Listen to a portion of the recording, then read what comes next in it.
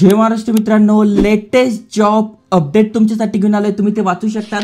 TCS म्हणजे Tata consultancy services यांच्या official career पेजवर घेऊन आलो आणि मेगा भरती चालू आहे, बंपर भरती चालू आहे. यांच्या ऑफिशियल पेजवरच आपल्याला माहिती दिसून जाईल. जसं की तुम्ही ते वाचू शकता. रजिस्ट्रेशन एंड फॉर्म आपण भरू शकतोय 14 एप्रिल 2024 पर्यंत. त्यानंतर टेस्ट होणार आहे, इंटरव्ह्यू होऊन आपलं सिलेक्शन होतं. महत्त्वाचं म्हणजे बघा कोण कोण अप्लाय करू शकताय. आर्ट्स तुमचं झालेलं आहे, कॉमर्स तुमचं झालेलं आहे, सायन्स तुमचं झालं आहे, कुठल्याही ब्रँचमधून तरीही तुम्ही इथे अप्लाय करू शकणार आहात. त्यामुळे चांगलं अपडेट आहे. अप्लाय कसं करायचं, सिलेक्शन कसं होणार आहे, डिटेलमध्ये समजून सांगतो आहे. गोल्डन अपॉर्च्युनिटी आहे, मेगा भरती आहे. त्यामुळे व्हिडिओ पूर्ण बघा. चॅनलवर नवीन आला असाल, आयकॉनिक मराठी चॅनल सबस्क्राईब केलं नसेल तर करून ठेवा, कारण की डेली नवीन नवीन job update, business idea, career guidance असे अनेक सारे व्हिडिओज आणतोय, फ्री कोर्सेस देतोय. नक्कीच याचा फायदा घ्या. चला तर बघूया डिटेलमध्ये.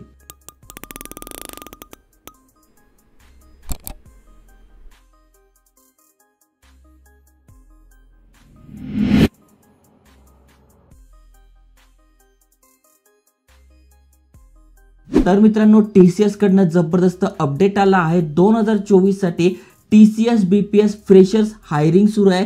म्हणजे तुम्ही फ्रेशर्स आहात, इथे अप्लाय करू शकताय.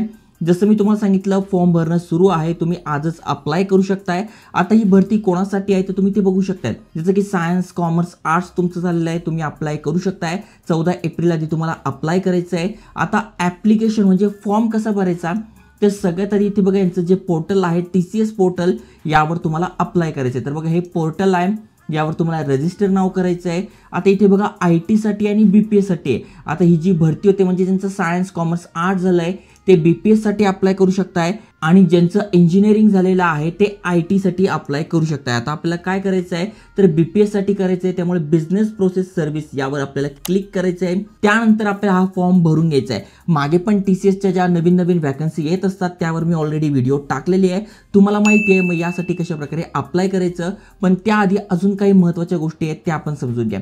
जसं की इथे जर तुम्हाला अप्लाय करायचं आहे तर आधार कार्ड प्रमाणे तुम्हाला तुमचं नाव टाकावं लागणार आहे. ओके.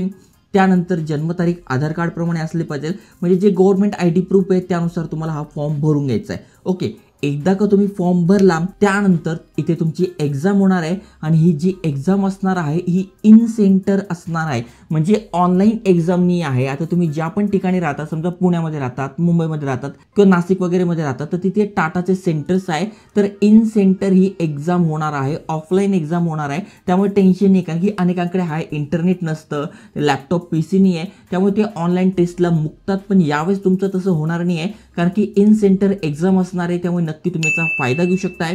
फक्त फॉर्म भरताना तुम्हाला ते सेंटर सिलेक्ट करायचं आहे मोड ऑफ टेस्टमध्ये. ओके. आणि अजून एक महत्त्वाची नोट यांनी अशी सांगितली आहे का एकदा का तुम्ही ते सेंटर चूज केलं, म्हणजे समजा तुम्ही पुण्यात राहताय आणि तुम्ही पुण्याचं सेंटर चूज केलं तर तुम्हाला नंतर चेंज करता येणार नाही. नाशिकमध्ये राहतात तर तिथे जे जवळचं सेंटर आहे ते तुम्ही चूज केल्यानंतर तुम्हाला चेंज करता येणार नाही. त्यामुळे फॉर्म भरताना या 2-3 गोष्टी आहेत त्या तुम्हाला लक्षात ठेवायच्या आहे. इथे बघा दिलं आहे इम्पॉर्टंट नोट्स. तुम्ही हा फॉर्म भरणार असाल तर नक्की हे बघून घ्या. आणि तुमचा जर मित्र कोणी आहे ज्याचं ग्रॅज्युएशन झालेलं आहे, जॉबच्या शोधात आहे, तर नक्की त्याला शेअर करू शकताय, कारण की TCS एक जबरदस्त कंपनी आहे. त्यामुळे नक्की तुम्ही हे अप्लाय केलं पाहिजे. आता महत्त्वाची गोष्ट म्हणजे आम्ही इथे अप्लाय तर करू, पण काही प्रॉब्लेम आला तर कोणाला विचारू, तर इथे बघा यांनी हेल्पलाईन नंबर दिला आहे, इथे कॉन्टॅक्ट करू शकताय. यांचा ईमेल ॲड्रेस आहे @tcs.com, 100% जेन्युइन आहे. इथे तुम्ही कॉन्टॅक्ट करू शकताय. आता आम्ही इथे अप्लाय केला, आम्हाला कळलं फॉर्म कसा भरायचा, कारण की इथे जस्ट तुम्हाला ईमेल ॲड्रेस टाकून OTP टाकून फॉर्म भरायचा आहे. त्यानंतर OTP आला आहे, OTP टाकून सबमिट करायचं आहे. सबमिट केल्यानंतर तुम्हाला हा फॉर्म भरून घ्यायचा आहे. ओके. अशा प्रकारे तुम्ही इथे अप्लाय करू शकताय. आता महत्त्वाची गोष्ट म्हणजे अप्लाय केल्यानंतर प्रोसेस कशी असणार आहे, तर इथे तुमची एक टेस्ट होणार आहे जी की इन सेंटर असणार आहे. मग टेस्टसाठी एलिजिबिलिटी क्रायटेरिया ते पण समजून घ्या. जसं की बघा तुमचं BCom झालं आहे, BA झालं आहे, BFA झालं आहे, BBI झालं आहे, BBA झालं आहे, BBM, BMS, BSc, maths, physics, chemistry, botany, zoology हे जरी तुमचं झालं असेल 2024 पासआउट तुम्ही कॅन्डिडेट आहात तर तुम्ही इथे अप्लाय करू शकताय.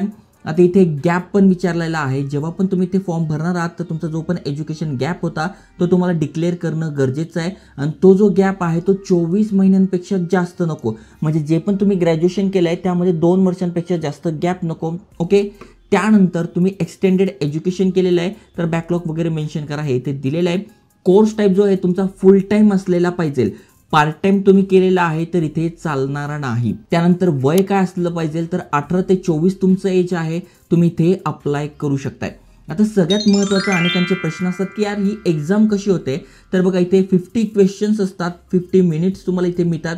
मग न्यूमेरिकल ॲबिलिटी, रेझोनिंग ॲबिलिटी आणि क्वांटिटेटिव्ह ॲप्टिट्यूड, जे गव्हर्नमेंटला पण सहसा जे एक्झाम्स असतात या रिलेटेडच क्वेश्चन असतात, त्यामध्ये तुमचा तो जरी अभ्यास चालू आहे तरी इथे तुम्ही अप्लाय करू शकताय. ओके, त्यानंतर FAQs पण दिलेला आहे, जे की मी तुम्हाला इझिली सोप्या भाषेत मराठीत समजून सांगितलेलं आहे. त्यामुळे जे पण एलिजिबल असेल त्यांनी नक्की अप्लाय करा. आता जर इथे सॅलरी बघितली तर सुरुवातीला सॅलरी तुम्हाला कमी असते, 15 ते 20,000 रुपयांपर्यंत स्टार्टिंगला तुम्हाला सॅलरी असते, पण जी की वाढत जाऊन 50-60 हजार रुपयांपर्यंत जाते. डिपेंड तुम्ही कसं काम करता आहे. त्यामुळे तुम्ही फ्रेशर्स आहात, तुम्हाला एक चांगलं करिअर करायचं आहे, करिअरला सुरुवात करायची आहे, तर TCS एक चांगली कंपनी आहे, नक्की अप्लाय करा. काहीही अडचण आलं कमेंट करू शकताय, आयकॉनिक मराठी इंस्टाग्रामला मेसेज करू शकताय, नक्की मी तुम्हाला हेल्प करेन. अशाच अपडेटसाठी चॅनल सबस्क्राईब करून ठेवा.